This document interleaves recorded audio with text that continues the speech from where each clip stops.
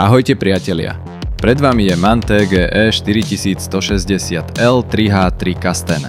Novinka modelového roku 2025, ktorá spája spoľahlivosť a moderné riešenia pre podnikanie.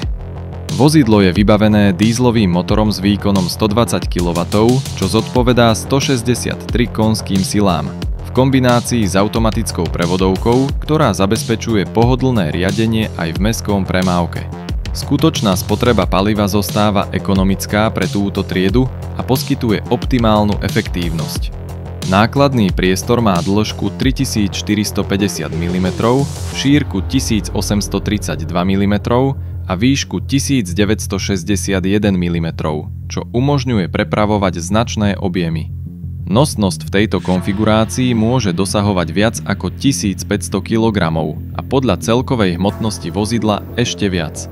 Exteriér v farbe Feuerrot vyzerá jasne a dobre rozpoznateľne na ceste a moderné vybavenie ako klimatizačný systém a pohodlné sedadlá zabezpečuje komfort vodiča počas dlhých ciest. Ďakujeme za sledovanie. Prihláste sa na odber kanálu a uvidíme sa čoskoro.